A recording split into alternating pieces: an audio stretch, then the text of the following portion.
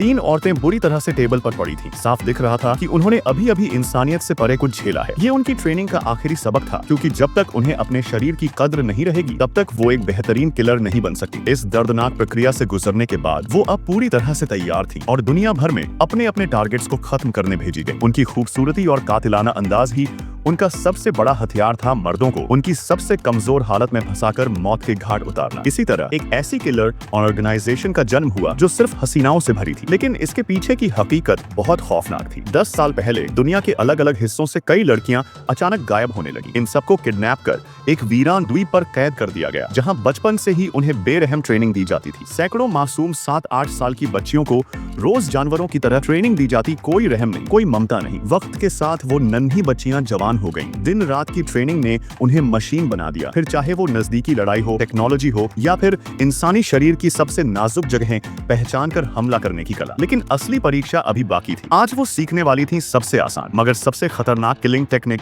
इंसानी स्पाइन के 5वें हिस्से को तोड़कर एक झटके में जान ले लेना। उसके बाद उन्हें मेकअप और हाव भाव सुधारने की ट्रेनिंग दी गई ताकि वो दुनिया में कहीं भी जाकर अपने शिकार को मोहित कर सके। फिर आया हथियार चलाने और उनके इस्मावस इस्तेमाल का सबक। अब वो पूरी तरह तैयार थीं, लेकिन एक कातिल का असली इम्तिहान सिर्फ 2 ही चीजें होती हैं, मारो या मरो। और इसी सोच के साथ उन्हें सीधे आमने सामने मौत से भिड़ा दिया गया। उनके सामने थे घातक हथियारों से लैस प्रोफेशनल मर्सनरीज। 1 सेकंड की गलती और मौत पक्की। जैसे ही मुकाबला शुरू हुआ, कुछ लड़कियां चंद मिनटों में ही मारी गईं, लेकिन बाकी ने अपने रिफ्लेक्सेस और ट्रेनिंग के दम पर दुश्मनों को खत्म कर दिया। मगर असली हैवानियत अभी बाकी थी। उस रात एम मैडम ने एक क्रूर आदेश दिया, इस कमरे में सिर्फ आधे लोग जिंदा रहेंगे। 2 मिनट के अंदर जिस लड़की के पास लाश होगी वही बचेगी। इतना सुनते ही कमरे में अफरा तफरी मच गई। किसी को समझ नहीं आ रहा था क्या करें,